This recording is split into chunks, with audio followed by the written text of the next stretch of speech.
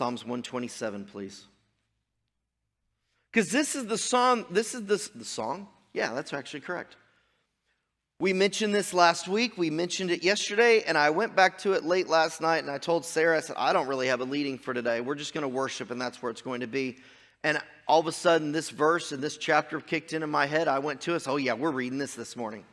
Because there's a few different aspects in this that we have to understand. Psalms 127, verse 1, we've been talking about prosperity. We've been talking about growth. We've been talking about all the things that we do. And was it Friday night we talked about,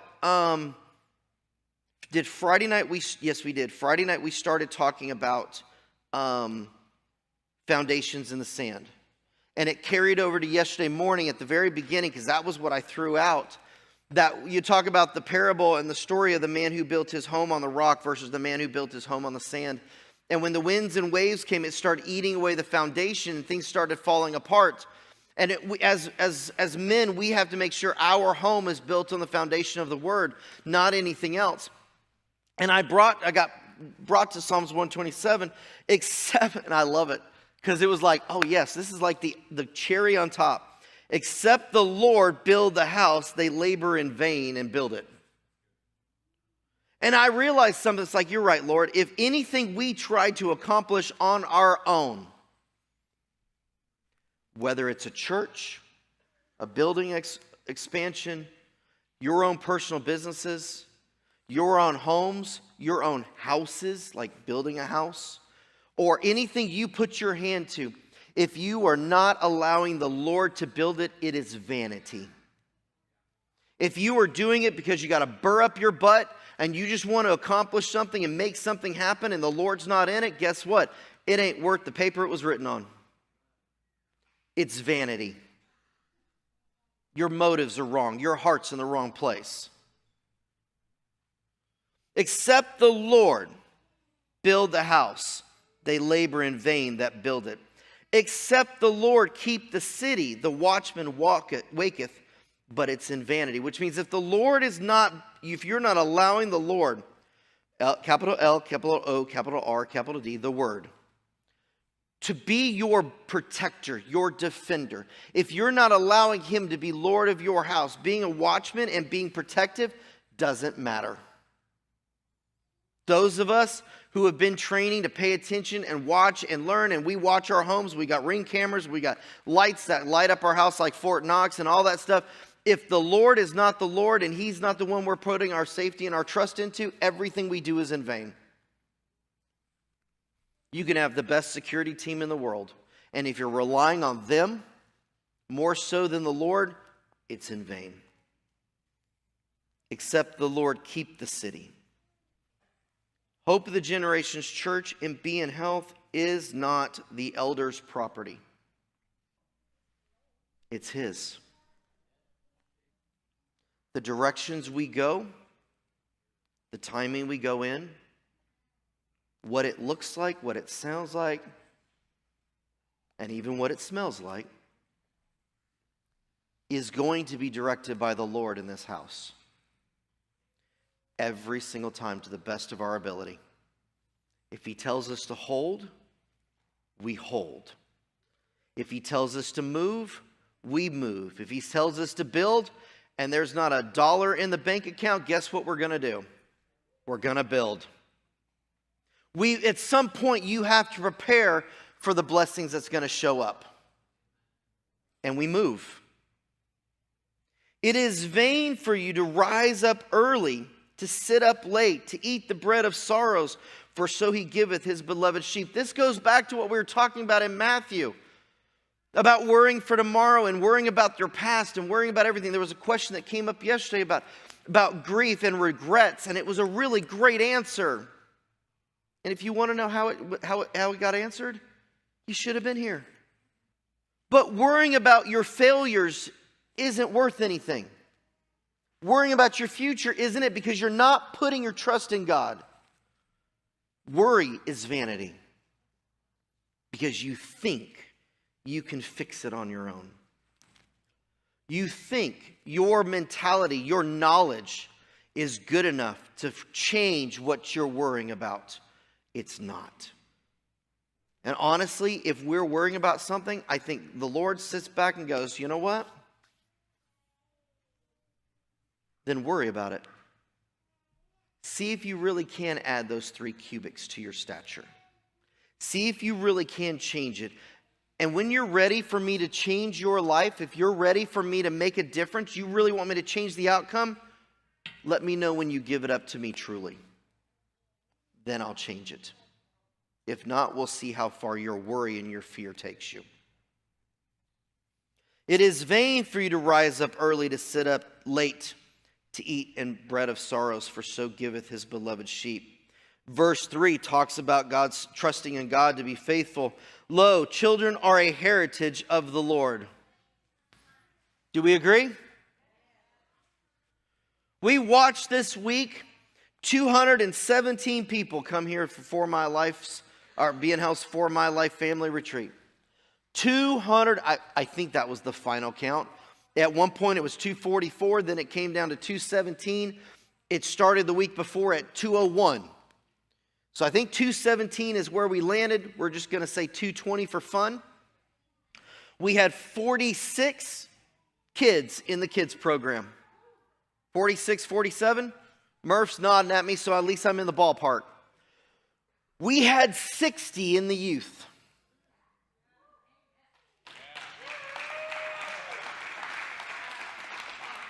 On Thursday before youth started, we were at 45. By Monday morning, we were at 60. We had to go find chairs. See, the chairs in the firehouse where we were meeting, they have 2 sets of colored chairs in their firehouse. The first set that we just moved everything out about a couple months ago were some really old gray chairs with silver arm pieces on those. And if anyone knows the history of this, anyone know where those chairs came from? Here. They were the first set of chairs that Hope of the Generations Church ordered after we got rid of the metal chairs.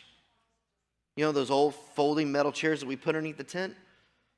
We donated enough to fill their firehouse. So you know what the next set of colored chairs is in that firehouse? Green. Do you know where those green ones came from? Here. So we ran out of green chairs. We brought gray ones over there. The firehouse is like, so are we getting new chairs already? No, not yet. Give us a little time. But we had to bring more chairs over there. Friday night, we had to bring in a whole nother section of chairs up against this wall because it was standing room only, because everyone wanted to be here to worship God. Because this is where it's at. This is the house that God brought us to. This is the city God is saying, this is what I'm going to grow up and I'm going to mature and I'm going to protect. Let me do it. Let me bring people into the fold that I am calling. Not the ones you are comfortable with, not the ones that you want to be here, not the sinless people, not the 100% well people, but it's the sinful ones I want to bring into this house. Why? So they can be loved and they can find change and they can change their ways. But if we're doing stuff to make us feel better, it's vanity. Lo, children are a heritage of the Lord, and the fruit of the womb is his reward. And I saw a commentary. This was months ago, and I had forgot about it till late last night. There is a theory. There is a little subnote, and I don't remember what commentary. If not, I would tell you. And in the understanding of the way Solomon was writing this, it wasn't just about your birth children. It is the children of your heart. It is the adopted kids you bring in, the son-in-laws that you adopt. It's the families you connect yourself to. The children that you are involved with, that you grow up and that you mature, are a heritage of the Lord. And the only way we really know how to do it, because it really does take a city to grow up a city. It takes a church to grow up a church. It takes all of us together, unified, together, walking in assembly, understanding where we're learning. The stuff that was so important yesterday was because it didn't just come from me. It didn't just come from Pastor Don or Pastor Sarah or Pastor John. It was the culmination of all of our hearts together, hearing different aspects, different things. And you watched them bleed kind of blend together, and all of a sudden one of us would say something way over here and it would spark something over here, and then you all of a sudden saw it come back together, and we watched people and lives starting to change. Where there was a couple people at the end of the day said, you know what, I got a new rule for everyone that's going to date one of my kids. They're coming to For My Life, and they're going through the family conference.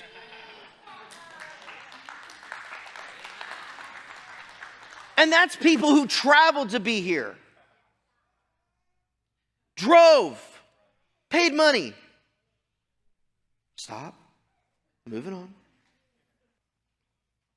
Lo, the children are a heritage of the Lord, and the fruit of the womb is his reward. As arrows, and we've always heard this, as arrows are in the hand of a mighty man, so are the children of the youth. I'll go ahead and read the next verse. It's in context. Happy is the man that hath his quiver full of them, that they shall not be ashamed, but they shall speak with the enemies in the gate. So God gave me a little revelation about this verse. We've looked at this, and it talks about that we mentioned this yesterday, that when you look at the quiver is full, it's about his sons, the family, and the boys and girls of this mighty man of God, this warrior, this man of valor, has grown up in his life, and he's starting to have children, whether or not that is his biological children or the children of his heart that he has raised up and brought into the fold, that he's brought into the family, that his quiver is full, and there's a happiness, there's a joy when you see that quiver full, because those men grow up to protect the household at the city gates from the enemies. It's not just about having a full house. It's about raising them and growing them up to protect it. So the Lord gave me a little picture of this morning. And he gave me this really thing that kind of touched my heart really bit. Because when I sit back and I think about a mighty man of God, I look at Henry Wright. And I think of all the people that call mom and dad, spiritually speaking. That they are their spiritual parents. It's the ones that saved them, grew them up, matured it. And those are the ones that should be protecting this house from the enemies that try to come in. Because if the happy is the man, happy is the pastor, whose quiver is full, that is protecting the house from the enemies at the gate. That they grew up, they understood. They know his voice. They understand his heart. They understand the rules of the household. They understand what it looks like to look for those that would try to destroy, that would try to interfere.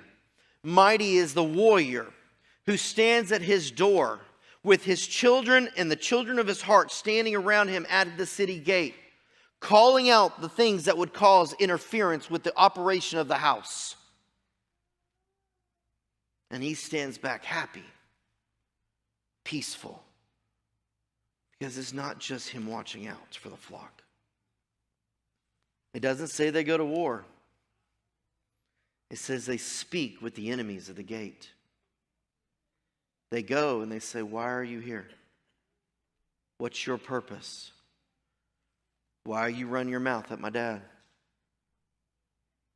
We heard that yesterday. On how the elders, the firstborn, the older kids, they step up and they start watching and they start paying attention. And they start protecting the household. Those of you who have been here,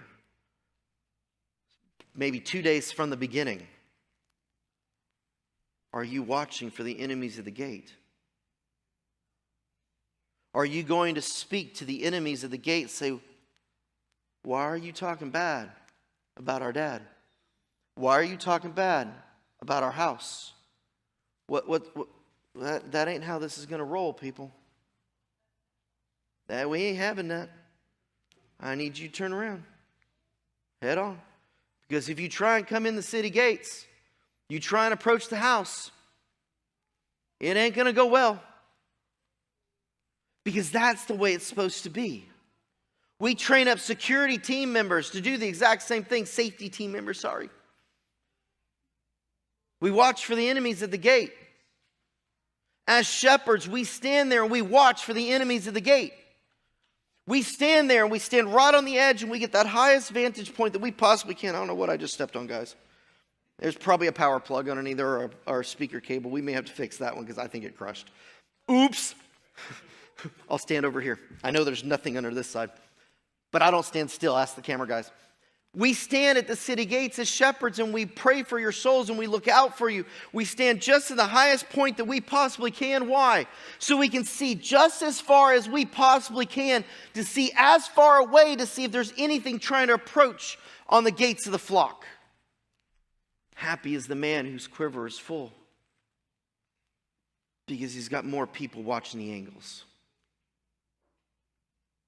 Looking not just for wolves in sheep clothing, but looking for those that are not of the same vision. Looking for those that are operating in fear and not faith.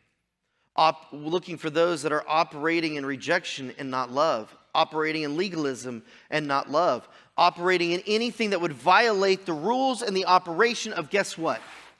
The house. And then they sit there and they'd go to the enemies and say, I love you, but this ain't good.